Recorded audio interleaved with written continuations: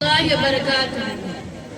الحمد لله رب العالمين والصلاة والسلام على سيد المرسلين وعلى آله وصحبه أجمعين أما بعد. قال الله تعالى: أعوذ بالله من الشيطان الرجيم. بسم الله الرحمن الرحيم. إن الصلاة تنهى عن الفحشاء والمنكر. وقال النبي صلى الله عليه وسلم: بين العبد وبين الكفر ترك الصلاة. محترم صدر مجلس، معزز حکم صاحبان و سامعین کرام، آج کے اس تعلیمی مظاہرہ کے موقع پر میں جس موضوع پر خطاب کرنا چاہتی ہوں وہ ہے نماز کی اہمیت و فضیلت۔ حضرات، اللہ رب العالمین نے بنی نوع انسان کو پیدا کیا اور بہت ہی صاف لفظوں میں ان کی تخلیق کا مقصد بھی بیان کر دیا۔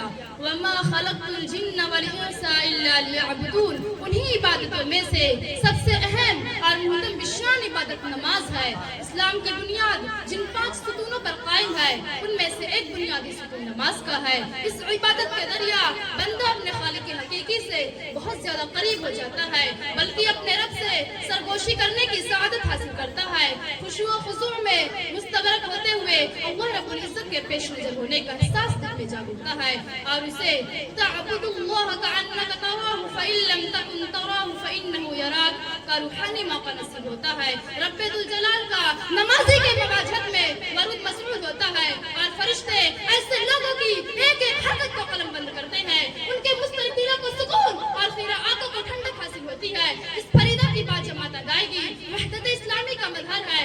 ایک ہی صف میں پیر سے پیر اور کندھے سے کندھا ملا کر کھڑے ہونے سے امیر و غریب اور آقا غلام کا افات مٹ جاتا ہے۔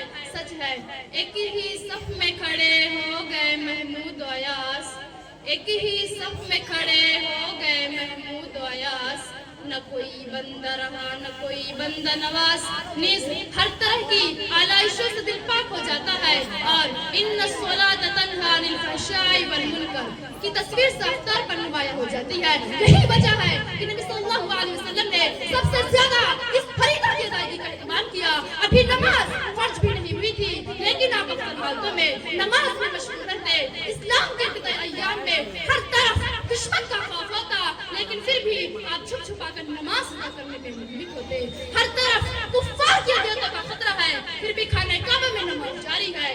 بارگاہ الہی میں باد مستعدہ ہے، زمینیں اسخم ہے، رب کے حضور سربا سجود ہے، پیٹھ پر اوجھلی ڈال دی جاتی ہے، پھر بھی نماز سے نہیں رکتے۔ نماز بدستور جاری ہے۔ اور مرد الموت کا ذرا حال سن لیجئے، صحیح طور پر ایسا کام نہیں کر رہے ہیں، خود سے چل کر مسجد میں آنے تک کی طاقت جسم میں موجود نہیں۔ حضرت عباس اور حضرت علی رضی اللہ عنہ کے کندھوں کا سہارا ہے، پر زمین پر گھسیٹ رہے ہیں، پھر بھی نماز کا خیال ہے، نماز سے پیچھے نہیں رہتے۔ اتنا اہتمام کہ میدان کارزار میں ہے، سامنے دشمن خون کے پیاسے ہیں، تلواریں چل رہی ہے، عرش والے کی طرف سے فرماتا ہے وَإِذَا كُنتَ فِيهِمْ فَأَقَمْتَ لَهُمُ الصَّلَاةَ۔ اے نبی، میدان جنگ میں بھی نماز معاف نہیں ہے، وقت ہو چکا ہے، اٹھیے اور جماعت قائم کیجئے۔ یا اللہ، دشمن سامنے ہے، اگر نماز شروع کر دی تو ختم بھی نہ ہوگی، خود ختم ہو جائیں گے۔ آخر اس حالت میں جماعت کیسے قائم ہو سکتی ہے؟ اسی حکم الحاکمین کی جانب سے تدبیر بھی بتائی جاتی ہے کہ ایک جماعت دشمن کے مقابلے میں ڈٹی رہے اور ایک جماعت نماز قائم کرے، نماز ختم کر کے پھر یہ محاذ پر چلے جائے اور ان کو نماز کے لیے بھیج دے، کیونکہ نماز ایسی صورت میں بھی معاف نہیں ہے۔ علامہ اقبال نے کیا خوب ترجمانی کی ہے: آ گیا عین لڑائی میں اگر وقت نماز، آ گیا عین لڑائی میں اگر وقت نماز، تو بلا روحوں کے زمین بوس ہوئی قوم حجاز۔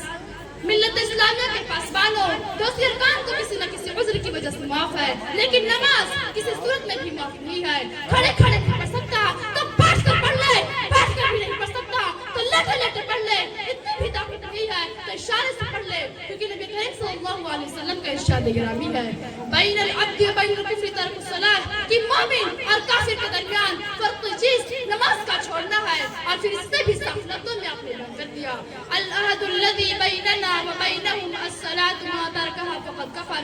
ایک مسلمان اور کافر کے درمیان فرق و امتیاز کی چیز نماز ہے، اور جس نے قصد نماز چھوڑ دی اس نے کفر کیا، کیونکہ اس کے بغیر نجات ممکن نہیں۔ اور جو نماز نہیں پڑھتے اور خود نجات کی امید لگائے ہوئے ہیں وہ خام خیالی میں مبتلا ہے۔ قرآن پاک میں کہیں بھی یہ بات نہیں کی گئی کہ صرف ایمان ہی انسان کی نجات کے لیے کافی ہے، بلکہ اس کے برعکس یہ بیان ہوا کہ جب جہنمی جہنم میں جائے گا. ما سلککم فی سقر, تمہیں کس چیز نے جہنم میں پھینکا دیا ہے؟ ان کا جو جواب ہوگا اللہ تعالیٰ نے قرآن میں اس کو نکل دیا ہے. دل پہ ہاتھ رکھ کر سنو, کہیں گے لم نکن من المصلین, ہم جہنم میں اس لیے چلے آئے کہ دنیا میں نمازی نہیں تھے.